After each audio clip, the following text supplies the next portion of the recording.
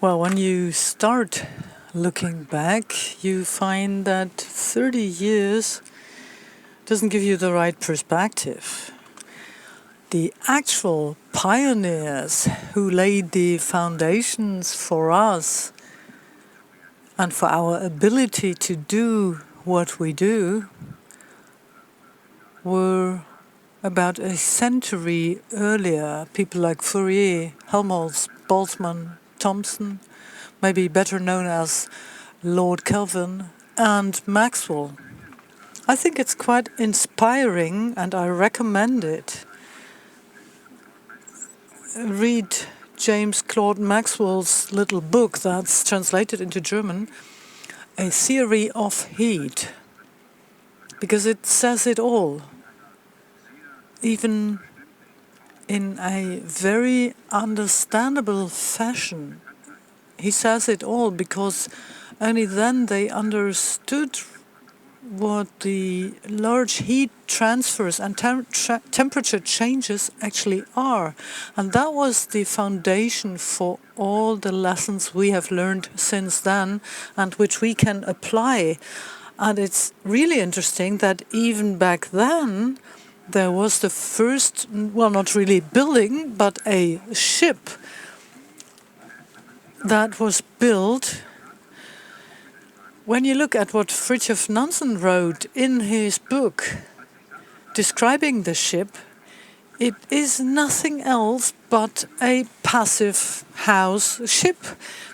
I'm only quoting the end of his description of the shipbuilding, the building of a ship with which he spent months in Arctic waters. He had described the triple glazing of the windows and the insulation and such. And then he wrote, "We are now thinking about taking out the furnace because we do not really need it." And that was in 1893.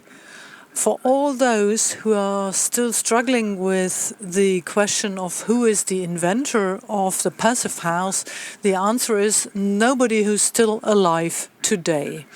And that's important if you want to understand history. And that's why it's so important that we spread the message at the international level, that we make all the expertise available and accessible. I think that is a very good tradition of cooperation, which we already have among the passive house community. And to understand everything that happened back then, you have to look at the energy crisis. We are going through one again nowadays.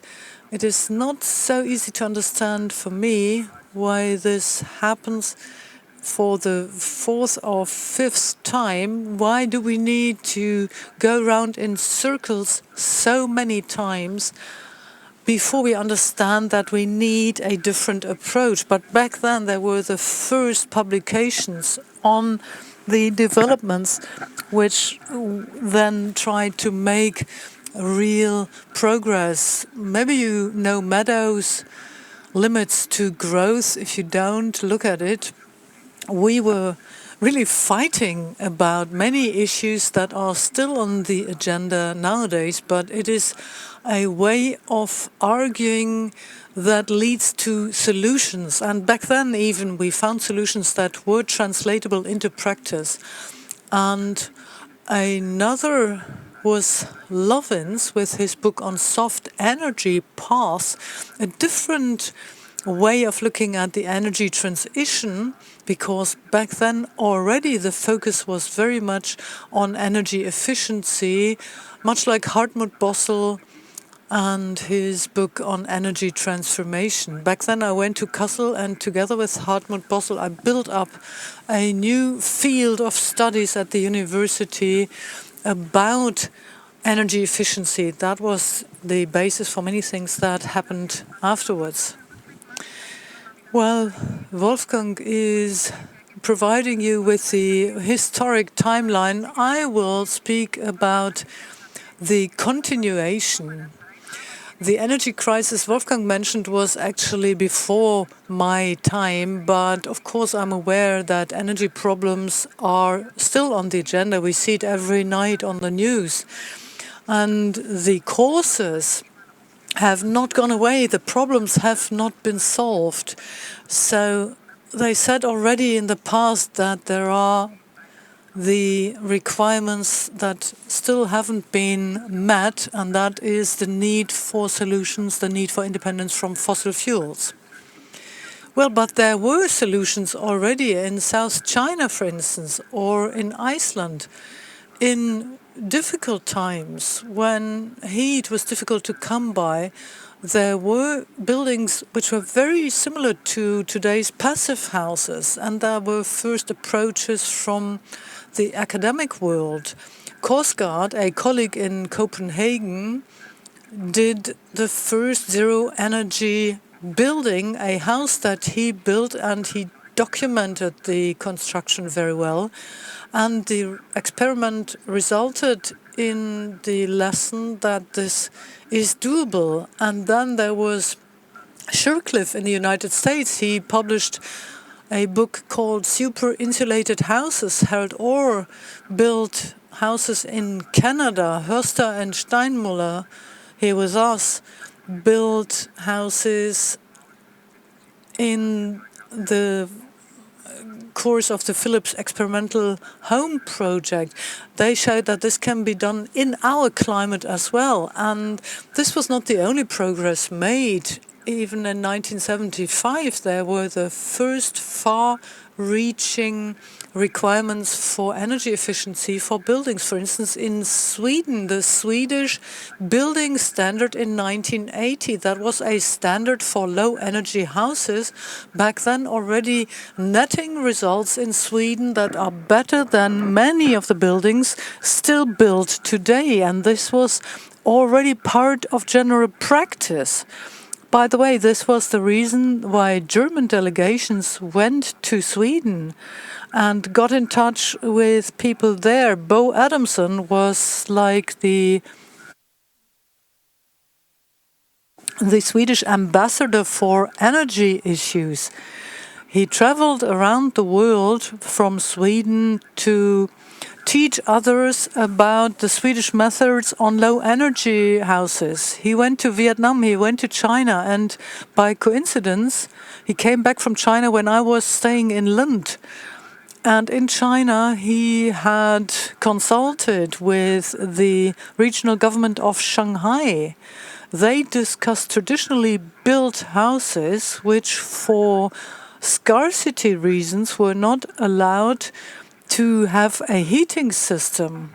To the south of the Yangtze River, heating was prohibited, but of course they were not very tight, airtight or insulated or efficient. And Bo Adamson was asked how these buildings could be improved without heating. And he helped them, and then he came back to Europe and he said, why wouldn't we want such buildings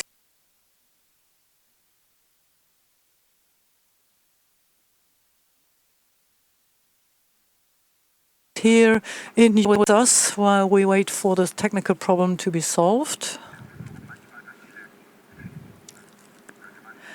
So it was at least decided to try it.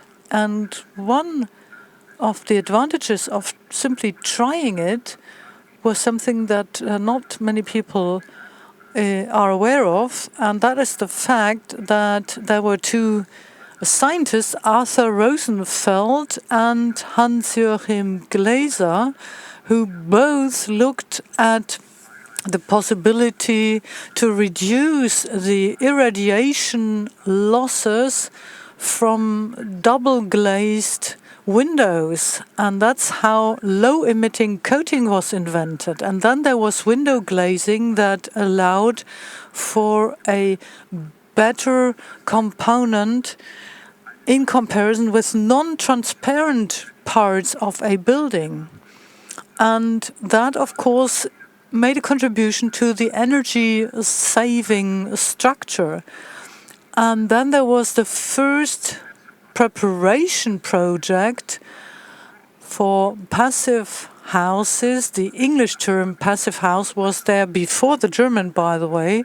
We translated this to passive, the German word, although we only understood later that it would better to call it a zero energy house. And all this is a result from cooperation with people like Bo Adamson. Plannings were done. It was made sure that components were available. I will get to that later.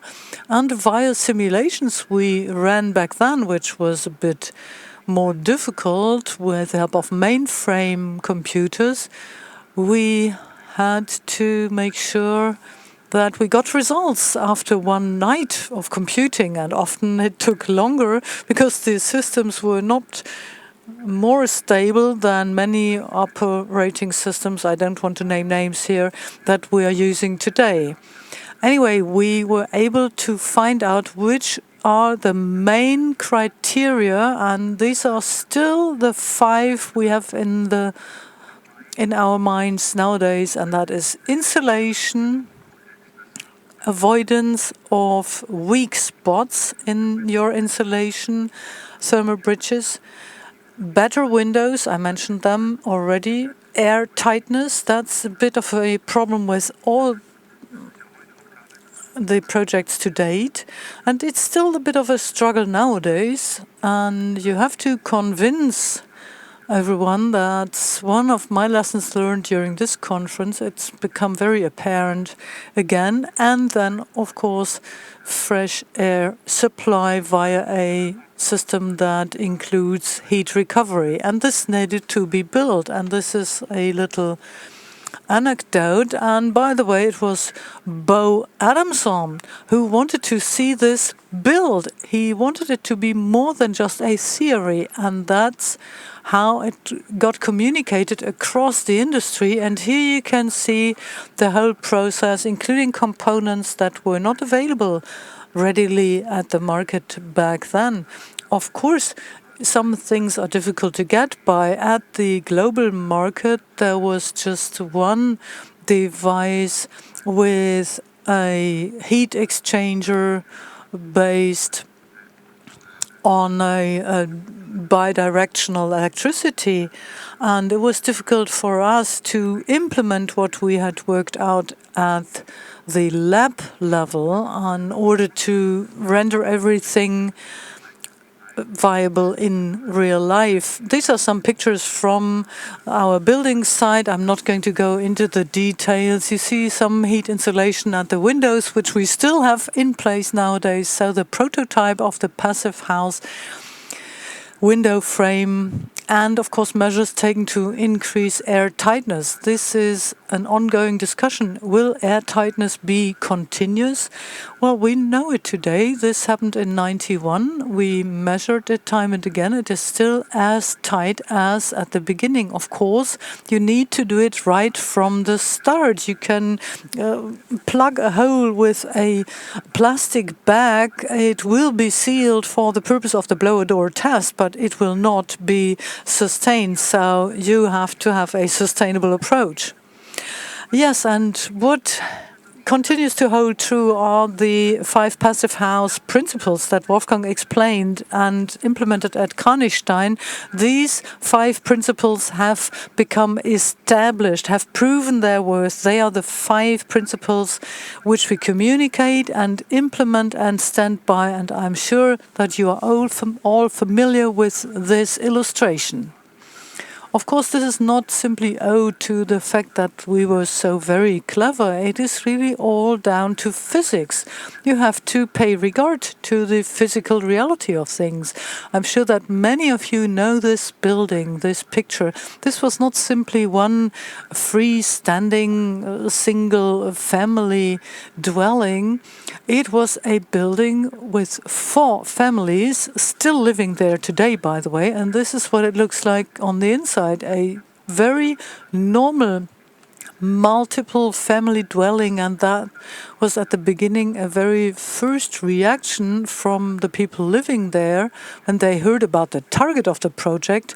Oh my God, what is happening here? And then, oh, it's all rather normal. So then we were able to measure inside the building to find out whether our expectations were actually met. And that was the first big surprise also for us, because back then you were used to things not working in practice as well as you had theoretically imagined. However, we had found the right parameters to adjust so that everything worked well.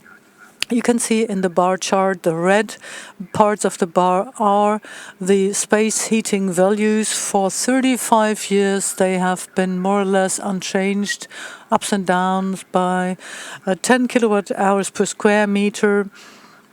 We are a bit below that in some years, a bit above that in some years. That depends on the climatic conditions, but the building as such has not changed over the whole period of time, and that shows that we have really sustainable solutions. So in '95 we had invited a guest, Lovins. He was a book author, I mentioned him earlier, and he came and visited and looked at everything together with myself, and then he said, "Wolfgang, you are completely wrong." I didn't know what he wanted. So I tried to explain to him that this was an experiment to find out how far we could take things, to show that better insulation, better windows might be a good idea. And he said, as quoted here, "No, this is not just a scientific experiment, it's a solution." And from there, we started the working group on cost-effective passive houses. That was really the impetus we needed. Lovins provided it. He said, do it in a way that it becomes generally applicable, not just in the form of a laboratory-like experiment to try out some methods and ideas, but in a way that is generally available to the public. Thus, we ended up with a working group, and very quickly this meant that we had not just 3 or 4, but 30, 50 or more apartments, houses, and small settlements where we could conduct measurements. Settlements built by Volkmar Rasch, for instance, it was already cost-effective. Some of these apartments, the most cost-effective ones ever built. And then there was a kind of turnaround when cost-effectiveness was no longer so important. Karl-Heinz Fingerling built in Naumburg, Reinfried Rudolf in Stuttgart, Feuerbach. Again and again we got measured values, and if you analyze them statistically, I'm the first one to do that comprehensively, is Jürgen Schnieders, who is here. If you do that, you really arrive at a comprehensive understanding.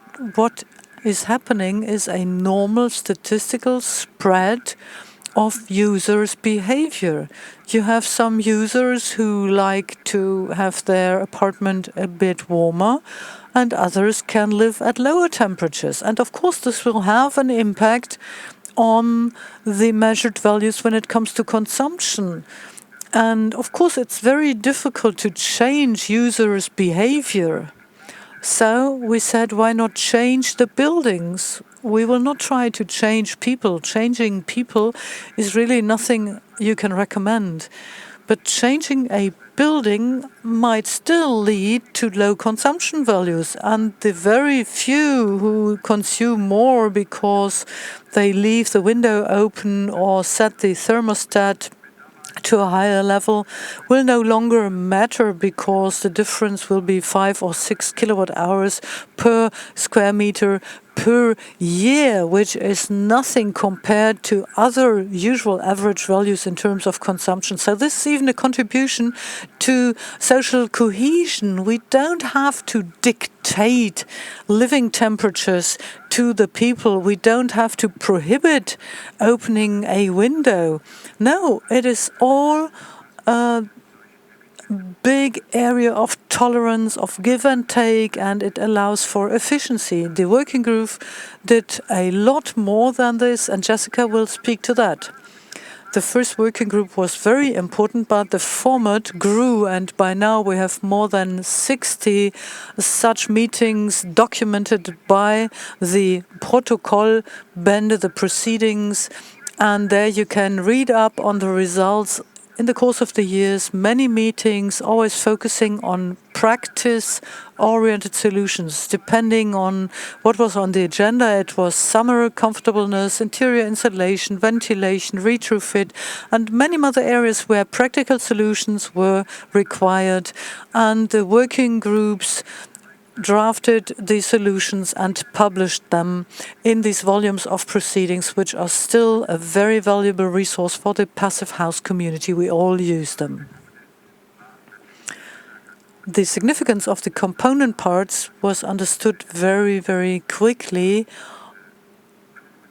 and that's why we convinced companies very early on that they should adjust their parts, their products, so that passive house building would become easier, so that window frames wouldn't have to be retrofitted immediately. This is a short list of criteria for these component parts, all very well thought of, and the thinking in this area is based again on physical realities, so that you have not just an energetic improvement, but you also get rid of condensate. You no longer have water collecting on the panes, for instance. And criteria like water transportation, increased humidity, defects to the building can be dealt with. You have a high degree of coziness. If you compensate heat losses, if you have to introduce some heat into the building, you still, or rather already, have an ideal degree of coziness. Yes, the component parts have a central significance for generally available passive houses, and in order for this to work we need data. A big contribution here comes from the certification of passive houses, because it's independent and it tells us what a component does, how efficient it is, which criteria it meets. It's nice to see how the database, the information about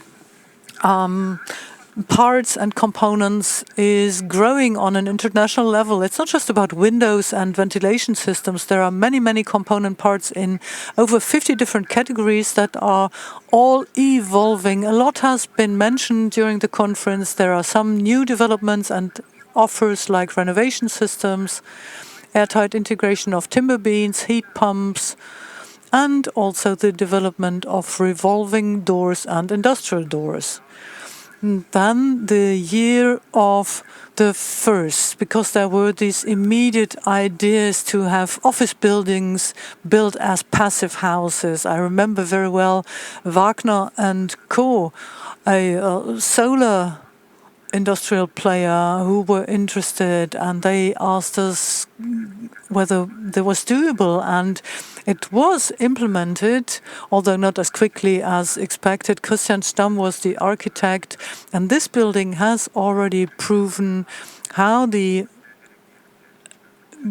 gap works between energy efficiency and renewable energies, and how it can be bridged. Then the first architects in council housing, Hegger and Schneider, have documented this, and there was a systematic guidance also when it comes to MEP and HVAC. It all worked out in an excellent fashion. I never experienced a nicer community of people working on such projects. Although they had warned us beforehand, they said, well, passive houses, this is maybe something for rich people who build their own house and know how to handle such things. No, it all was excellent the first time around. And the same is true for schools. The first school building in Bremen, architects were Dahms and Sieber. And again, I could tell you stories, but I will leave that for later. And we'll move on to the multiplication. We spread our experiences to our European neighbors. There was an EU-sponsored project, Xipheus, and this gave us an opportunity and a stage to report on our experiences and projects. We had only 2.5 years from the beginning of a plan for a passive house. They had never done something like that, to the implementation, to securing the site that the project was able to start in the first place. Sören Peper is here, for example, measurement, the evaluation of the measurements, and then to write the report. All of this within the time frame of only 2.5 years. Everyone said it's impossible, but we did it. It worked. And it was successful, and that was one of the reasons why Brussels saw and became aware of us and saw that you can really achieve something with this passive house idea. One of the developments within this project was the project package, the passive house project planning package. So far, we had to use dynamic simulation. Some people are doing it again and use dynamic simulations. Nowadays, you have programs that facilitate it. Back then, we didn't have those, but still it involved a lot of effort. And they realized quickly that if you wanted to spread word about this approach, you needed more reliable methods, where I do not need to enter 200 sets of data, out of which I only know 80 or 20, how I have to read them. There are so many parameters. The PHPP basically is based on work from Switzerland. Konrad Brunner, towards the beginning of the 1970s, had developed SIA 380/1, a pretty reliable system to determine energy demands in buildings. We calibrated it with the help of dynamic simulation, and we reviewed it in such a way that it became a reliable tool for the planning and implementation of passive houses. And looking at the presentations over the past 2 days, at least every second presentation mentioned the PHPP because, yes, it proved its worth. It is an integral part of passive house planning, recognized all over the world and available in 25 languages and 40 countries now. And it became clear quite quickly that a new building, that's one side of the story. The actual energy consumption all across the world, industrialized countries at least, the vast majority of buildings that will determine the energy consumption 30 years from now or 50 years from now already exist. So if we leave those buildings as they are, the energy consumption for heating or cooling these buildings, not much will change. So that is the central task for all of us. And here, as far back as 2003, people said, can't we apply these criteria to refurbishments and retrofits? And Burkhard Schulze documented this very nicely in one of the volumes of the working group. If you want, read up on it. And many of the points that we are seeing today and focusing on today were already visible back then. Ludwigshafen, the apartments in Luvoge, Dahlem, and also other ideas, for example, renewables. I think Paul Simons is here. He was one of the people that implemented and documented these things very early on. And listed buildings. I think this is one of the challenges we still have. This is an example of Martin Endhardt, architect, who very early on, as far back as 2011, applied the experiences of passive houses to listed buildings. And especially in retrofit questions, things like air tightness are important to avoid damages of the structure, and also ventilation of apartments. Ventilation is the central focus, actually. because all of the problems that a building presents can be controlled to a large extent by ventilation, quality of indoor air, pollutants, radon is being discussed time and again, but also CO2 and air hygiene, but also with a view to controlling humidity, indoor humidity, which is essential for potential problems in the structural construction itself. And there is a nice publication on this. I hope there will be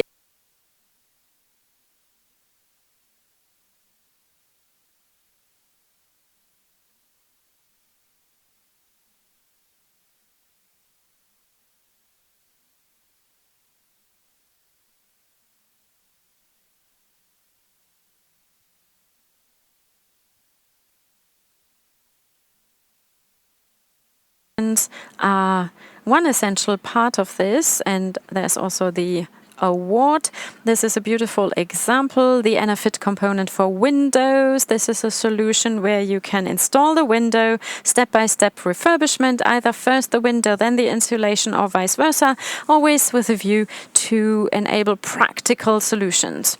We, the physicists, were always happy with the Excel sheets, and we're always happy with our way of calculating or simulating these ideas. Rainer Balzer is here, and he was the one who said we can make it more accessible for architects by including this into the design, a 3D design, and directly import it into the thermal model. And with the help of this thermal model, then it is much easier to access the parameters that determine the energy efficiency of a building.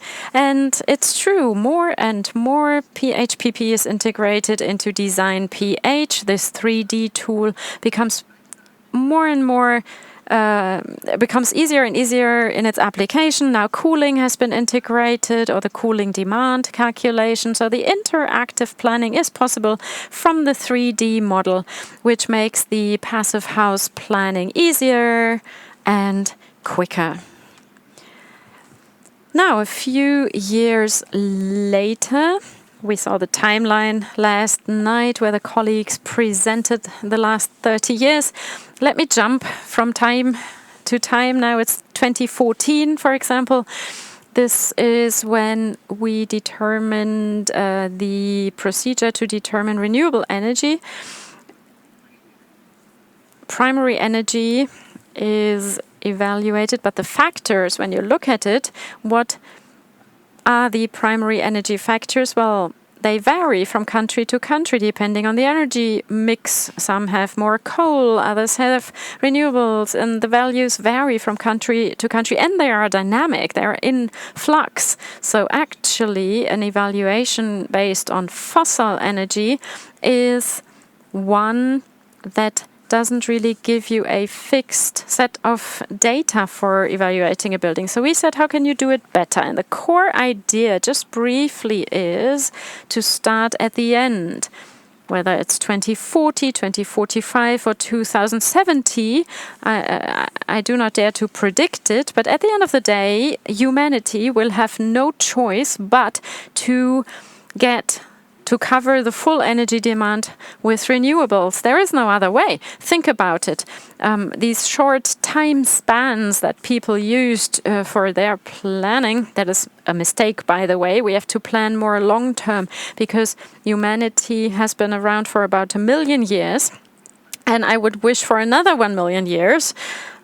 If that is the time frame we adopt in our perspective, we see that we need solutions that are based on a renewables concept. And this is exactly what the PER approach gives you. It gives you an objectifiable benchmark for the actual consumption of the building, the actual demand. What is needed when the energy supply is based 100% on renewables? It seems so easy, but when you look at it and compare it, if you wanted to change to renewables immediately, it's so difficult. But heating demand is about 4 times as high as the electricity needed for all the other applications right now. And then it becomes clear why this benchmark renewable primary energy is needed and why we embarked on this path. It's not that difficult, by the way. A normal primary energy balance is easy if you can do it. You can also do it for PER, for renewables. The only difference is this: each application has its own primary energy factor.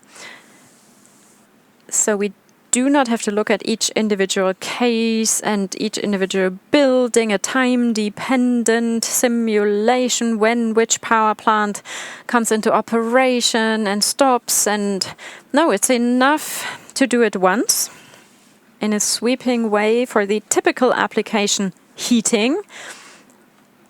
And we've confirmed it, we've compared it with our PER calculations, and the factor determined that way can then be transferred from heating to the other building's heating demand. It's proven, and this is why this calculation is so easy. Well, not easy, but simple. There are so many exciting issues we could talk about, we can look into, and we can develop solutions for.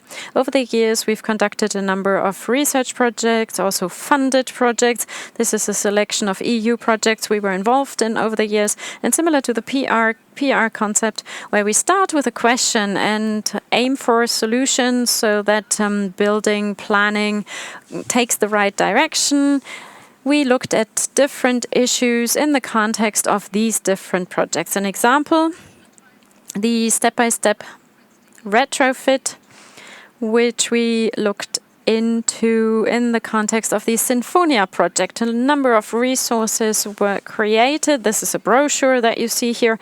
But on the right-hand side, there is a pilot project, a multi-story building in Innsbruck, where it was realized. And I think this shows it very nicely.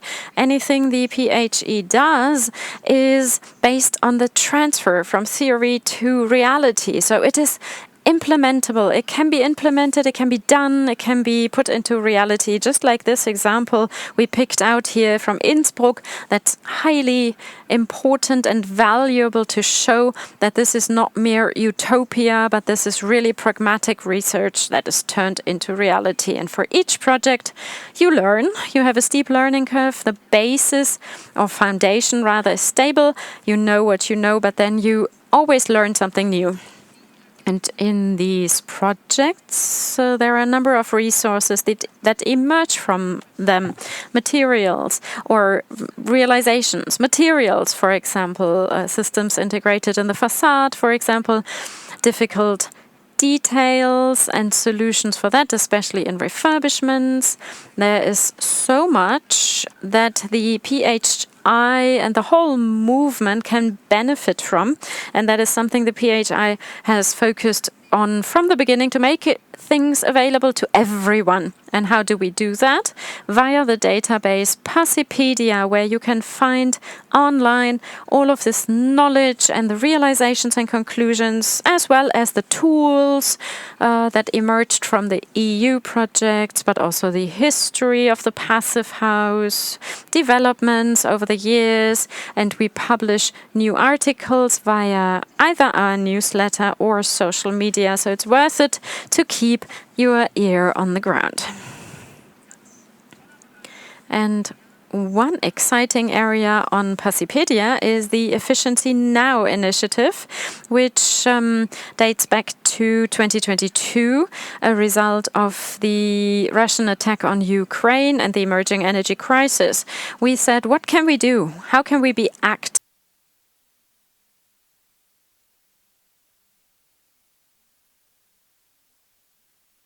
And this Efficiency Now initiative, now the sound is gone again, the interpreters apologize. We don't have any sound. Bear with us.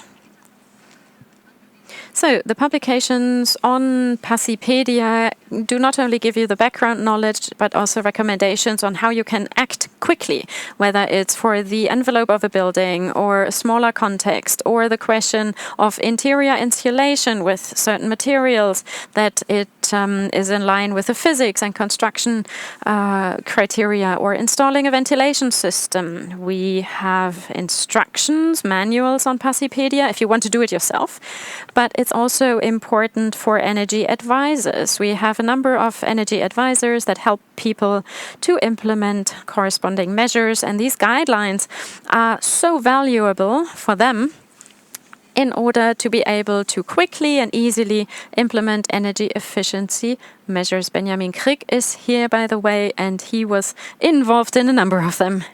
Thank you.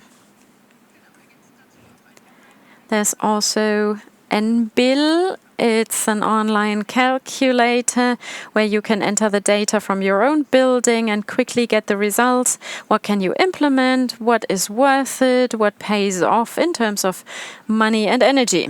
This brings us to further current topics that we're looking into in terms of research. In 2023, Wolfgang was intensely involved, Benjamin as well, Magdalena is now on board, and that is energy efficiency and CO2 emissions across the life cycle of a building. This is what we looked into in more depth. The graph seems quite complicated at a first glance. It entails a lot of information, but it is very helpful to get to the core results of these studies. On the left-hand side, the primary energy. On the left-hand side, the existing buildings. It goes beyond the boundaries of this graph, and as Wolfgang said in the beginning, it's so important that we look at existing buildings, old buildings, and refurbish them and get down the energy consumption. And this is current data. This is not data from the past. The existing buildings have become slightly better, but even current data show that this is not sustainable, and some of the ideas people have about energy consumption and demand are an illusion. But luckily, we can communicate that there are solutions, and the solutions can be implemented in a practical way. Right, at the center, or the one to the right of the old building column, is a typical retrofit, and at the center, an EnerFit project. Orange. The orange part of the column is the energy consumption. Yellow is the generation by photovoltaics. And the phase where energy is used, is consumed, dominates. In order to get to results so that we can achieve sustainability goals, we need a high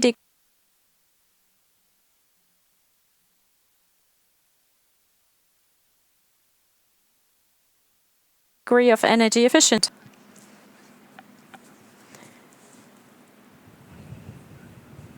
So people might wonder, I've heard a different thing somewhere else, and the general opinion seems to differ.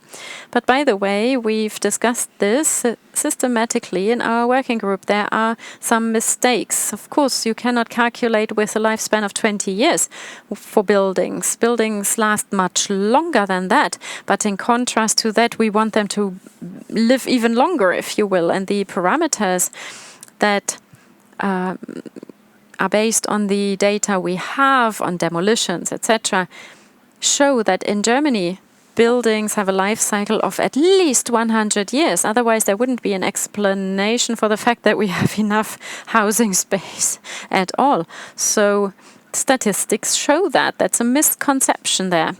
And the data also shows the relations between energy consumption and the emissions of CO2 during the utilization phase. And this is looking at construction and retrofitting. And let's look into the past again. Even before we built the Darmstadt Kranichstein passive house, we thought about this, by the way. This is a slide from one of the first meetings of the working group, where a number of partners helped us to look into this. One of the reasons why the building in Kranichstein was built with lime sandstone and not bricks or concrete is just that, the upfront emissions. We wanted to reduce those as well, and we were able to. And at the end, we now have a building which across its life cycle has a system and can be embedded in a system which is reusable and recyclable. Exciting topics, again and again. A current one, which we wanted to draw your attention to, is a topic that is absolutely current: instrumentation and controls. The trend is more and more towards heat pumps, and here it becomes clear that the control practice, the existing practices that are based on exterior temperatures, are not suitable anymore. We need control strategies that are optimized, that take into account other factors. And there is a brand new publication, which is really recommendable. Our colleague Wolfgang Hasper, he's there. He was very intensely involved. He developed solutions. He did a lot of work and published this. Here he describes the approach, but he even went as far as embedding a code, an example. So I can only recommend this to you, and it is already being implemented in the first projects. It's freely available. This code, this piece of coding is available to everyone, free of charge. Anyone can get it. In Kranichstein, we had installed a central heat pump. It's still controlled by outside temperature, and that is not something you should do in a passive house in the first place, but not in existing buildings either. It's just one of many parameters that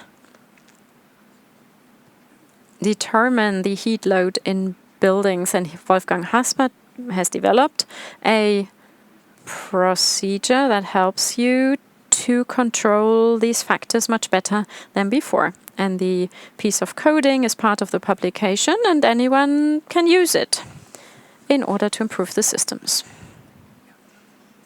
2026, ongoing developments, and of course they will continue. We've started by talking about the first passive house and even the history before that. Passive house works. It's growing worldwide. These are the current statistics. We oftentimes dig deep and dive into our research projects and solutions we want to find. I now want to invite you to take a step back and reflect and actually see what has happened and how much has happened across the years, ever since this first milestone project in Kranichstein up to now, today, where passive houses are built all around the world in a different shape and form. Here's one example, Sendero Verde, which we heard about in the plenary this morning at the center of New York. Hundreds of apartments, social housing, affordable, healthy, sustainable living right in the heart of New York, according to Passive House standards. It is absolutely inspiring. I am firmly convinced that every single one of these projects will contribute to a change, not just because of the savings, but because every single project will make sure that step by step this style of building will become normal. And that's what we want. We do have the online project database, and I would like to invite everybody. I know you're all actively involved, but please also enter your data into the database. It's a valuable resource, not just for newcomers who are looking for inspiration and maybe contacts with planners, certifiers, or architects who are active already. It's also a valuable resource for politics. At the international level, the IPCC is always looking for real-life, practical examples to see how things are evolving, not just in the labs in theory, but also in practice. And if we can all together show which great projects we already have, that's really valuable, and it's a great support for politics to go in the right direction. Now, at this conference, we heard about great projects Jürgen and Jan have summarized, and it would be impossible to name them all. It was difficult to pick some highlights, but we have done so. We heard about a UK project in the plenary this morning. That was also a very, very impressive project. The first Passive House certified concert hall, the largest Passive House in England, and it is a university focusing on the arts that is committed to making things better, making life easier, and they wanted to take this step and have their first certified Passive House building, and I think that's really a great signal.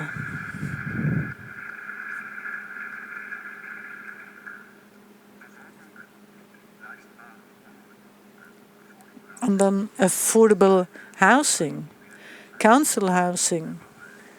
That is a problem that you see almost in every industrialized country, in particular in Europe. And what is particularly distinguishable is what I saw in Dublin, in Ireland, where a developer had thousands of new built apartments for council housing purposes, and they were made available at the same cost as usual with other methods.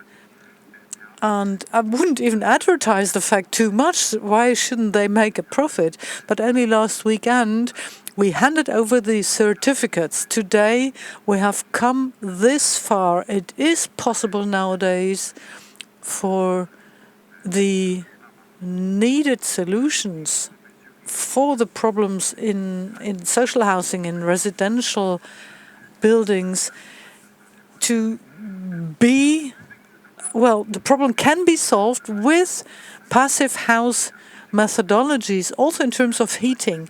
And hundreds of measured values from sampled apartments have proven that this is the right way to take.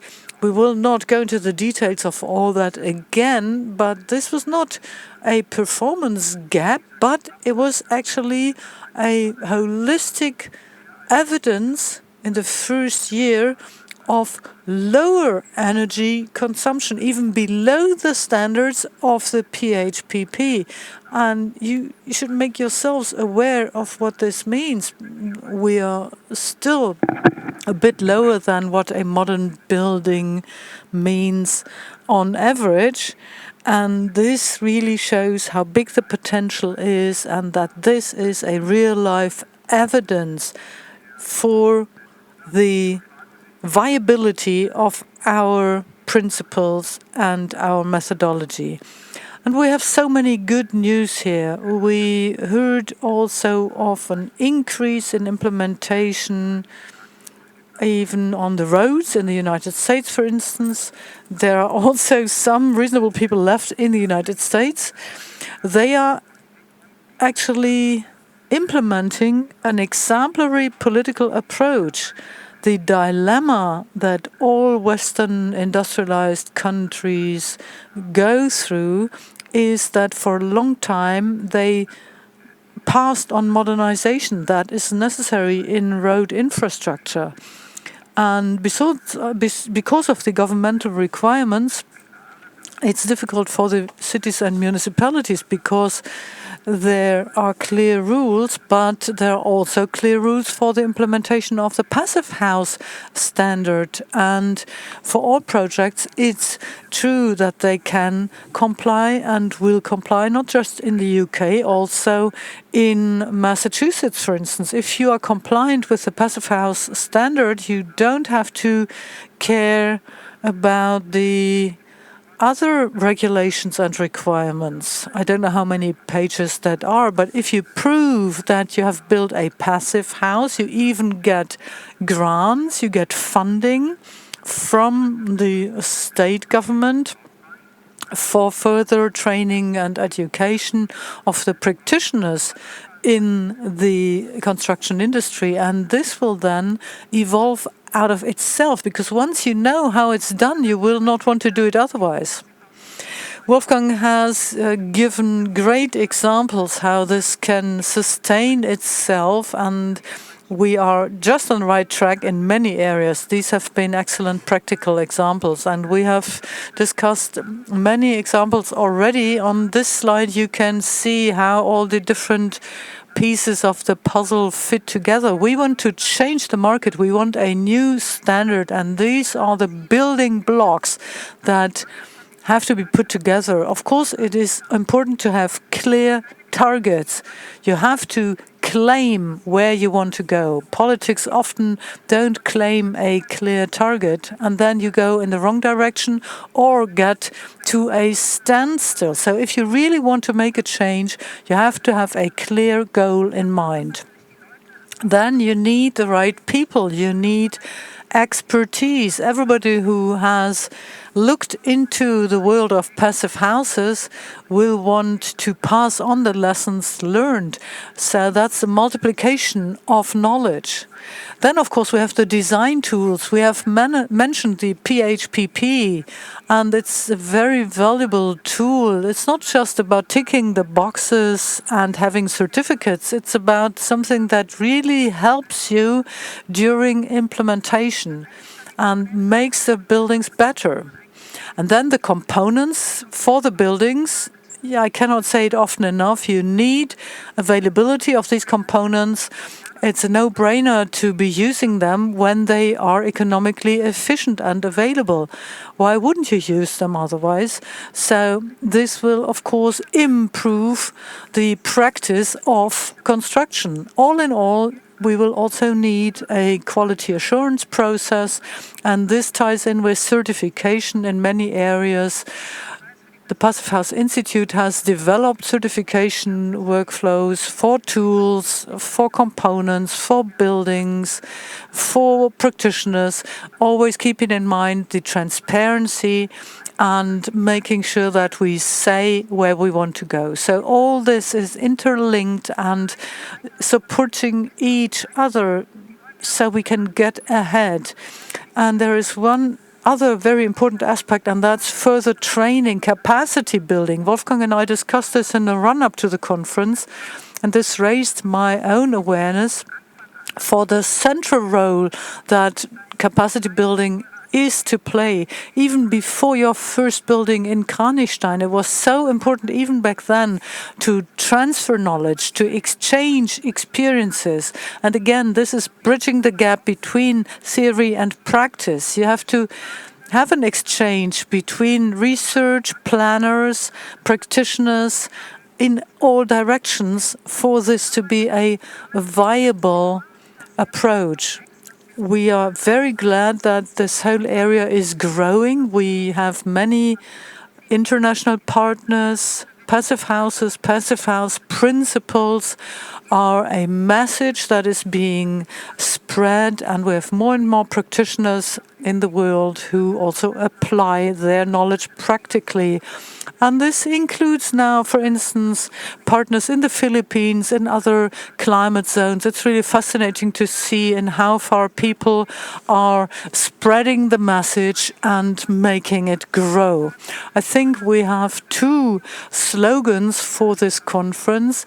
It's, of course, the motto of the conference itself, but it is also the fact that it was 35 years ago that the first passive house was built. We heard some of the milestones along our timeline yesterday evening. It's not easy to pick out highlights because so many things have happened since, and it was so great that so many of you added to the timeline with your sticky notes, with your personal experiences, because in the end it doesn't come down to the PHI. The PHI comes down to a lot of historical knowledge, expertise, experience, a lot of shared experiences and ideas and communication, all of us make our contribution to making passive houses progress further. It is all at least as urgent as it was 35 years ago, because we have to get a grip on emissions, and we know that it works. We have laid the foundation and we are motivated to keep things going. Well, that's just the perspective.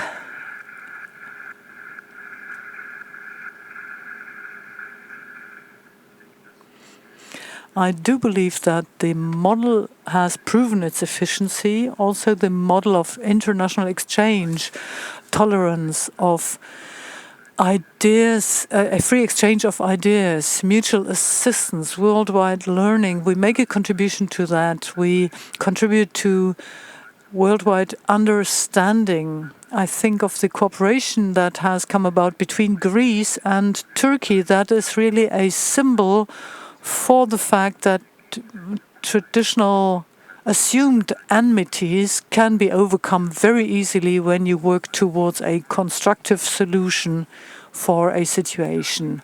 Energy poverty is to be overcome. And by the way,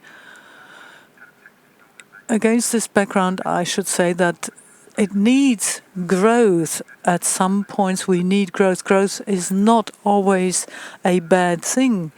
People who cannot heat their homes or cool their homes to acceptable temperatures will need improvements of their standard of living, and we can make a contribution to more dignified conditions for human beings' lives with what we do. And of course, the civilization has created many of our problems itself. They may be so urgent, but we made them ourselves, which means that we can also overcome them. And we have seen already many examples for how we can solve problems. At the same time, however, and this has become very clear with the examples during this conference, examples for regional and local value added, this will not be a problem even if some big ship is locked down in a strait of wherever. The components you need here can be sourced from everywhere in the world, and that is one of our goals towards which we work together.